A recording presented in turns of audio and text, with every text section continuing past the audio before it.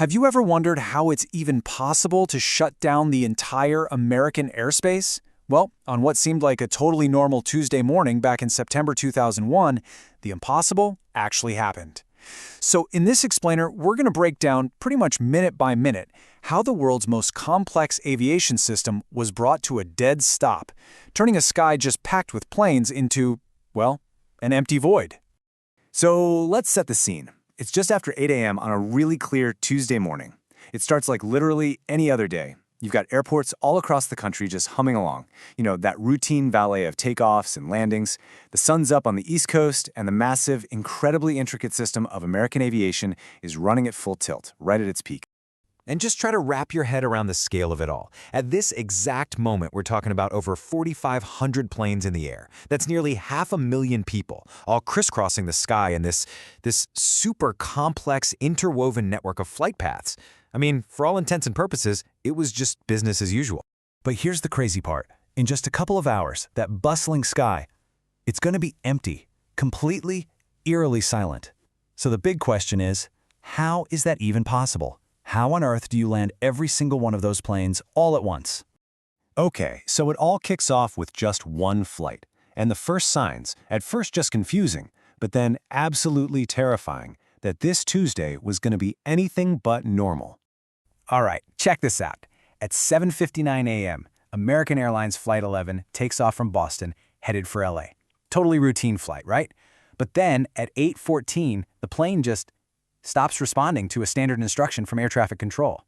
And look, in the world of air traffic control, silence is never a good sign. So they try to reach them again and again, but nothing, just dead air. The first real proof of what was going on didn't come from radar. It didn't come from the pilots. No, it came from a flight attendant in the back of the plane, a woman named Betty Ong, who, with just incredible composure, managed to make a call to a supervisor on the ground. And her words were the first real human evidence of the horror that was starting to unfold. And then, just minutes later, the air traffic controllers get their own undeniable proof. One of the hijackers, trying to talk to the passengers, makes a huge mistake. He accidentally hits the wrong button and broadcasts his voice directly to air traffic control. And that chilling message, it's heard by everyone in the control center. Right then and there, all the ambiguity, it's gone. So what started as a single hijacking was about to blow up from a crisis into a full-blown national emergency. And the focus was about to shift, horrifically, to the skies over New York City. This is the moment everything changed. After going dark and turning off its transponder, Flight 11 suddenly reappears over Manhattan, and it slams directly into the North Tower of the World Trade Center. Just like that, a hijacking crisis has become a terrifying attack right in the heart of America's biggest city. And while all this was happening, you've got this huge gap in information opening up. On the news, it's all confusion. People are speculating it was a small plane, maybe some kind of tragic accident. But inside the FAA, a completely different, terrifying reality was setting in. They knew exactly which plane it was. So, any hope, any tiny sliver of hope that this was just some freak, isolated incident, it's shattered just moments later. A second plane, United 175, also out of Boston, goes silent and veers off course. Then at 9:03 a.m., it slams into the South Tower on live television for the whole world to see. At that point, the pattern is just undeniable. Meanwhile, President Bush is in a classroom down in Florida. That's when his chief of staff, Andrew Card, leans in and delivers that famous message.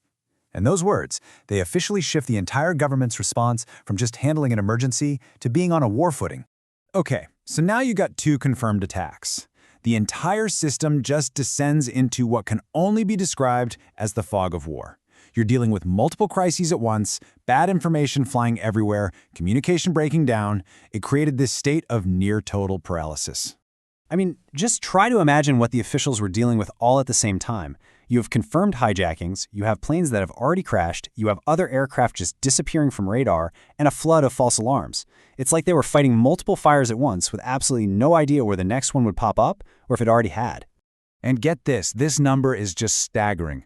On top of the 4 real hijackings, officials were also chasing down as many as 11 other credible but false reports of potential threats, all at the same time.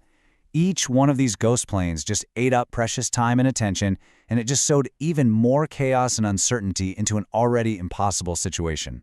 And then, the threat becomes even more direct. After completely vanishing from radar for over half an hour, American Flight 77 slams into the Pentagon, the heart of the U.S. military. The message couldn't be clearer. No symbol of American power was safe. All right, this right here is the climax of the crisis. The nation's capital has been hit, and now the people in charge have to make decisions that, frankly, had never even been seriously considered before. So here's the massive challenge they were facing. There were still more than 4,500 airplanes up in the air. Any single one of them could be another weapon. The only way to stop more attacks was to get every single plane on the ground. And not just soon, but right now, immediately. We're talking about a logistical nightmare of almost unimaginable proportions. So at 9:42 a.m., the order goes out. It's totally unprecedented. For the very first time in history, the FAA issues a full ground stop of all civilian air traffic. Can you imagine? Controllers and pilots are just working frantically together, basically turning that complex spiderweb of flight paths in the sky into thousands of straight lines to the nearest runway. But here's the terrifying question that was just hanging over this entire operation. They knew there was a fourth hijacked plane, United 93, still flying. So, what do you do if a plane refuses to land? What do you do if a pilot doesn't respond? What if you know they're heading for another major target? The answer was, well, it was unthinkable. From the Presidential Emergency Operations Center deep under the White House, Vice President Cheney gave the authorization. U.S. fighter pilots were now cleared to shoot down a commercial airliner if it was judged to be a threat. Think about that. The American sky had officially become a combat zone. And you know, this wasn't just a U.S. effort. As American airspace was being cleared, our neighbors to the north, Canada, launched something called Operation Yellow Ribbon. They diverted hundreds of international flights that were headed for the U.S. Suddenly you have these small towns like Gander and Newfoundland playing host to thousands of stranded passengers from all over the world. It was a really crucial, incredible act of international cooperation. So yeah, by noon, the skies were silent. But the legacy of that silence, and everything that led to it, well, that would change air travel and national security forever. I mean, the difference between aviation security before and after 9/11 is it's night and day. Before, a hijacking was basically seen as a hostage situation, something to be negotiated. Afterwards, it was treated as a potential military threat, plain and simple. Things you take for granted now, the TSA, reinforced cockpit doors, federal air marshals on planes, those are all direct legacies of that one day. So in the end, the system, against all odds, actually worked. They did it. They emptied the skies. But in the process, our whole relationship with flying was changed fundamentally. The very day the skies were made secure was also the day they stopped being this symbol of pure, unadulterated openness and freedom. And it really forces us to think about the balance we're all willing to strike between our freedom and our safety. And that's a question we are still trying to answer today.